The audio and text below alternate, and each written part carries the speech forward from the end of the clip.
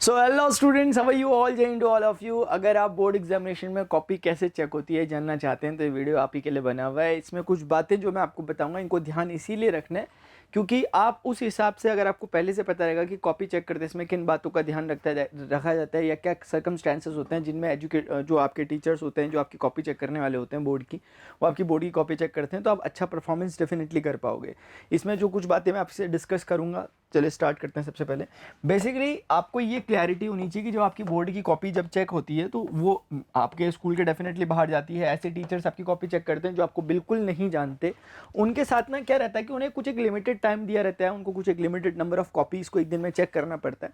On an average अगर आप देखोगे तो 10 AM से ये लोग करना चालू करते हैं और 4 बजे तक यानी कि 4 PM तक ये लोग कॉपी चेक करते हैं। किसी एक एजुकेटर को जो कॉपी चेक करने वाले होते हैं उनको 20 कॉपीज दी जाती है कि आपको इतनी कॉपी इतने टाइम स्पैन के अंदर खत्म करनी है, चेक करनी है, यानी 20 कॉपियां चेक करनी है। ऑन एन एवरेज आप मान के चलोगे कि ये 6 घंटे का टाइम आपको दिया जाता है आपके टीचर को कॉपी चेक करने के लिए, बोर्ड की कॉपी चेक करने के लिए। यानी अगर 20 कॉपियों को 6 घंटे यानी कि 360 मिनट में अगर चेक करना है तो आप समझ सकते हो कि लगभग एक कॉपी को चेक करने में जो लिया जाने वाला समय होना चाहिए वो 18 मिनट के करीब होगा। अगर हम सिंपल मैथ्स लगाते हैं तो 18 मिनट का समय एक कॉपी को दिया जाता है, जो कि काफ़ी सफिशिएंट होता है। इतने टाइम में कॉपी चेक हो जाती है और उनकी अच्छी प्रैक्टिस होती है, वो फर्स्ट टाइम कॉपी चेक नहीं कर रहे होते।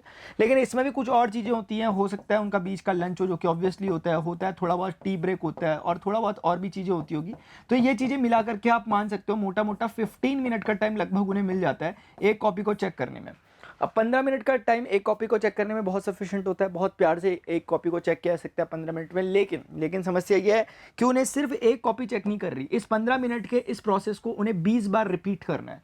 और 20 बार जब इस प्रोसेस को बार बार रिपीट करना पड़ता है तो due to the law of diminishing marginal utility के तहत उनकी इफ़िशियंसी थोड़ा बहुत कम होती रहती है, क्योंकि शुरुआत की दो चार कॉपियों में इंसान बहुत ज़्यादा एफिशिएंट रहता है, मतलब बहुत तरीके से करता है, फ्रेश माइंड रहता है।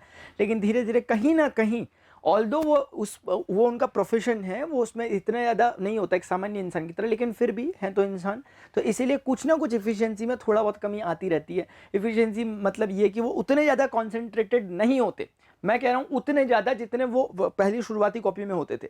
एक ऑर्डिनरी इंसान से ज़्यादा कॉन्शियस वो रहते ही हैं कॉपी चेक करते समय, ये तो बात तय है।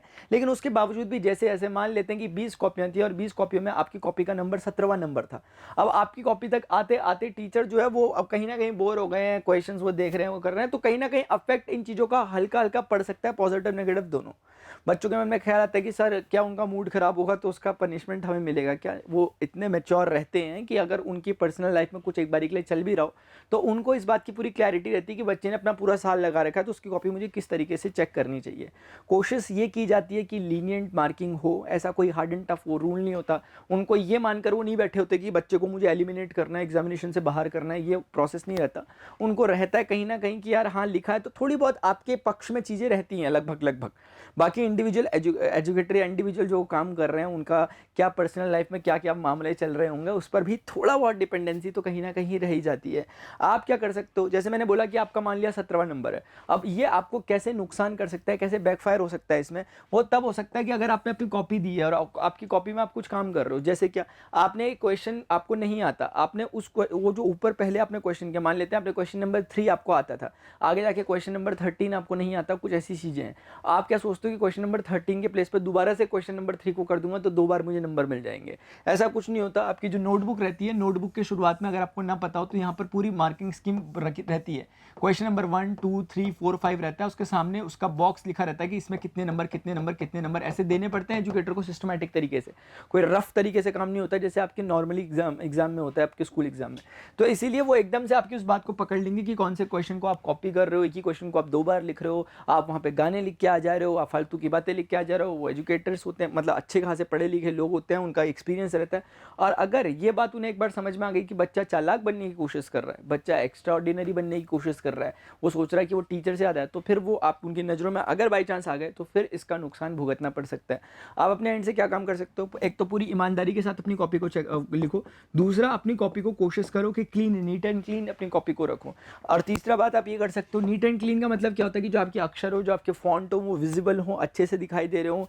ऐसा कुछ ना हो कि उनको पढ़ने में बहुत ज़्यादा एफर्ट्स लगाने पड़ रहे हो, ज़्यादा आपकी जो कट फिट होती है वो ना हो, यानी कि जो कट वगैरह आप जो करते हो कॉपी में वो आपका ना हो, मतलब गचर पचर करके मत किया हो, साफ सुथरा लिखा हो, हैंड राइटिंग आपकी अच्छी हो। हैंड राइटिंग अच्छी होने का क्या मतलब होता है कि आपके जो लेटर्स हैं, जो आपके वर्ड्स लिखे हुए हैं, उनके बीच में एक प्रॉपर गैपिंग आपने रखी हुई हो, क्वेश्चन के मार्क आपने लिखे हो, क्वेश्चन नंबर 1, क्वेश्चन नंबर 2। इससे कुछ नहीं होगा, आप एक टीचर के मन को एक पीस दे रहे होगे, उनको एक अच्छा फील करवा रहे होगे आपकी कॉपी चेक करते समय। तो आपका एक ऑरा बनता रहेगा उनके सामने, जैसे जैसे कॉपी चेक करते रहेंगे कि ये बच्चा किस कैटेगरी का बच्चा, वो एकदम जज कर लेंगे और उस हिसाब से कहीं ना कहीं वो आपकी कॉपी चेक करने लग जाते हैं फिर।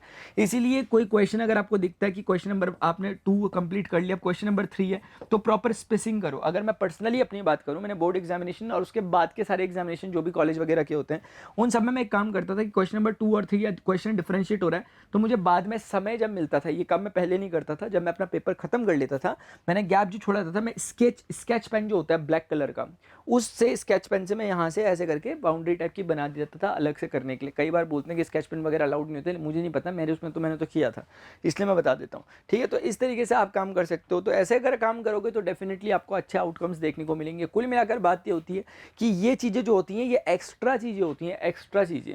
अल्टीमेटली आपने जो पढ़ा हुआ है उसके आधार पर आपको नंबर मिलते हैं, लेकिन कई बार ये चीज़ें भी आपके नंबर्स को इन्हांस करने का काम करती हैं और कभी घटा भी देती हैं। इसलिए आपने कई बार सुना होगा टॉपर्स को कहते हुए कि हमने एक्सपेक्ट किया था हमारे 95 आ रहे हैं, लेकिन हमारे तो 99 आ गए। तो ऐसी ही कुछ चीज़ें हो जाती हैं जिसके कारण ऐसा चीज़ें हो जाती हैं। तो डियर स्टूडेंट्स, आई होप आपको थोड़ा बहुत एक आइडिया लगा हो कि किस तरह से कॉपी चेक हमारी होती है बोर्ड एग्जामिनेशन के लिए। इसके लिए आप लोगों को अल्टीमेटली मेहनत करनी होती है। आपको इस YouTube channel restart with motion में आप जानते हैं कि गोट सीरीज़ के तहत सारे एजुकेटर्स के द्वारा बहुत बढ़िया मेहनत की जा रही है। अभी हाल ही में लाइव का जो सेशंस चलने चालू हुए हैं, उसमें मैंने मैथमेटिक्स को पहले मैंने पूरे 1 शॉट्स कवर कराए, उसके बाद PYQs 2019 से 2024 के सारे कराए हैं इस चैनल में। अगर आपने नहीं देखे तो देखा करो, उन्हें लाइव में बैठा करो, आपको फ़ायदा बहुत ज़्यादा होगा। अगर आप पहली बार इस चैनल में आए हो तो आपको आइडिया नहीं लग पा रहा होगा क्या, एक बार चैनल में विजिट करो, प्लेलिस्ट में जाके देखो, डिस्क्रिप्शन में जाओ, टेलीग्राम में देखो, आपको समझ में आएगा कि सर कहाँ थे अभी तक आप इतने दिनों तक। अभी तक हमें मैथ समझ में नहीं आ रही थी, आपको एक वीडियो देखा सब कुछ समझ में आने लग गया। ऐसा कुछ आप अगले वीडियो के कमेंट में जरूर लिखने वाले हो। अगर वीडियो इन्फॉर्मेटिव लगा तो कमेंट करके आप जरूर मुझे बता सकते हैं, और नेक्स्ट वीडियो आप चाहते हैं किस टॉपिक पर वो भी आप मुझे बता सकते हैं। अभी के लिए स्टूडेंट्स इतना ही, मिलते हैं नेक्स्ट सेशन में। Till then good bye, see you, take care, Jai Hind, bye bye.